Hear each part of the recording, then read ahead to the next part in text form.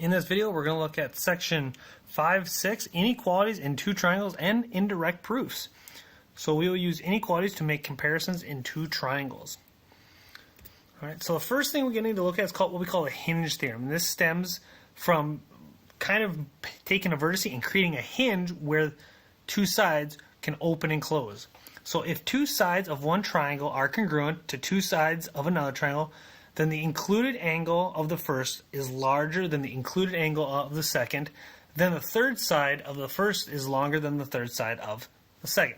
So essentially what they're saying is if two triangles have the exact same sides, two congruent sides, the triangle that has a bigger angle between the two sides has a larger third side. That's all it says.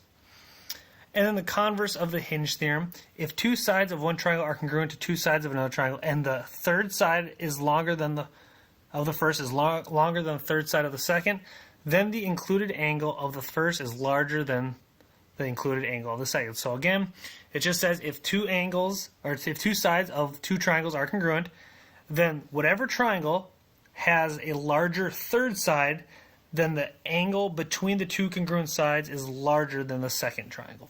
That's all it really says. So given that ST is congruent to PR, so ST is congruent to PR, and that is shown by the little mark. Okay, ST and PR are congruent. And they also, now notice, they share side PS. Okay, so how does angle PST compare to SPR? So what we can see is that SPR is across from 23 and PST is across from 24. So that tells us that angle PST must be larger than angle SPR because it is across from the larger side. Now, two groups of bikers leave the same camp heading in opposite directions. Each group goes 2 miles, then changes direction and goes 1.2 miles. So group A starts due east. So I'm going to create a little map here. So group A starts here and heads due east 2 miles, as it says in the direction, and then turns 45 degrees toward the north. So in the diagram it shows how it turns toward the north. So you start heading northward 45 degrees and they do 1.2 miles. So they have whatever this distance is away from camp. We don't know. Okay, but now since if we were to extend this is 45 degrees, what must be left over here is 135 degrees, just based on linear pairs. Then, let's go with the other direction. Group B heads due west 2 miles, and then, I'm going to shorten that up just a little bit for the sake of room, and then 30 degrees south towards the south. So again, if we 1.2 here, if we are to extend this, that means this part would be 30, and this angle up here would be 150. So they want to know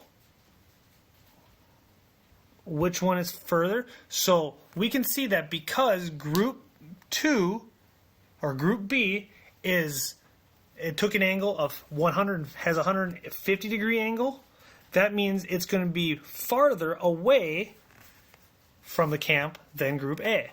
So group B is further from camp. And our explanation is because that we can see that they have in the triangle formed, they have a bigger angle away from their camp. So use the diagram at the right. If PR is equal to PS and measure of QPR is greater than measure of angle QPS, so QPR is bigger than QPS, which is longer? SQ, so I'm going to put in here QPR is larger, so L and S, so larger and smaller. Which would have to be longer, SQ or RQ? So whatever one's longer, that would have to be across from the larger side. So that means RQ would have to be larger than SQ.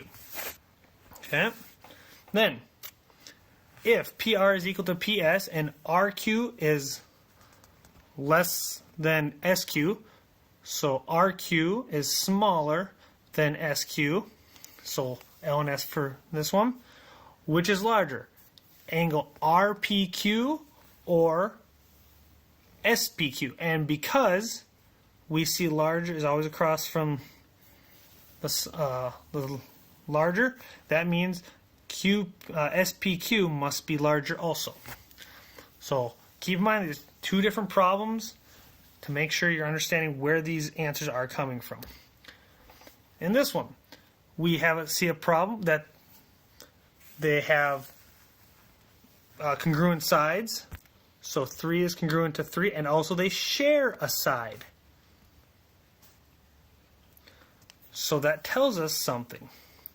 But now we got to adapt some angles. We have to figure out what are the missing angles. So in the in the right triangle, we have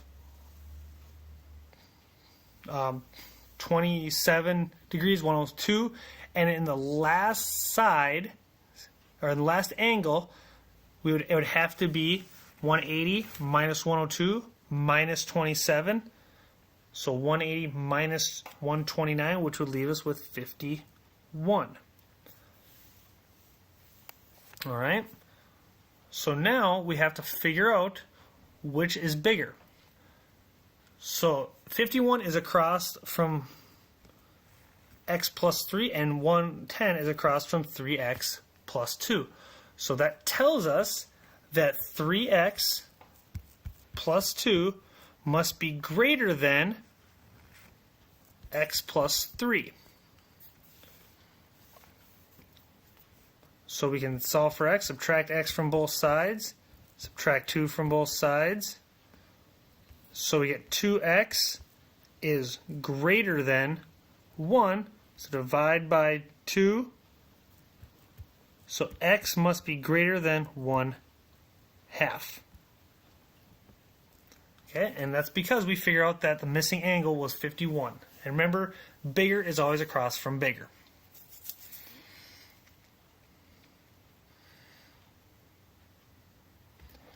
Indirect proofs.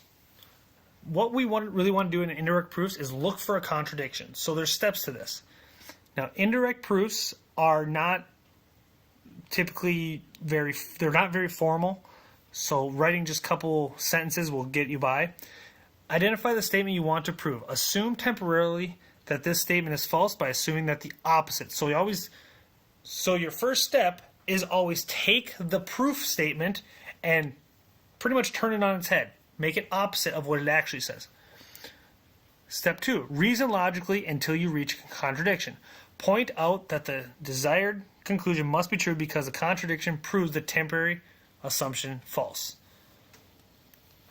So, for example, suppose you want to prove the statement if x plus y does not equal 14 and y equals 5, so that's part 2, then x does not equal 9. What temporary assumption could you make to prove the conclusion indirectly? So the first thing we're going to assume is that x does equal 9. And then how does it lead? Well, if x equals 9,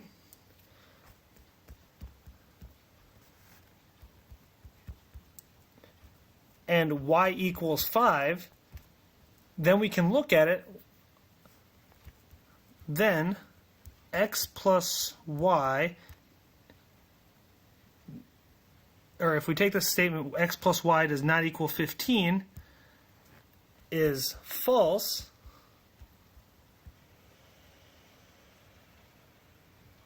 because when using substitution,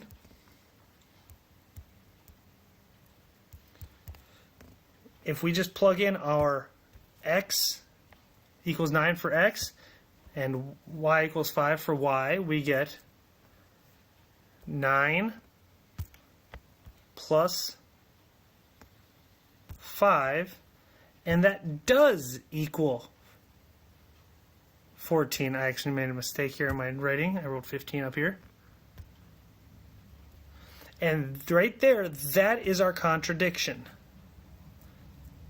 Okay, that's the symbol for contradiction, the double arrows pointing at each other. Okay.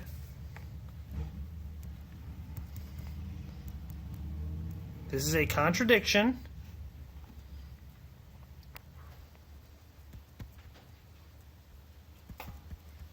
Which proves our initial statement.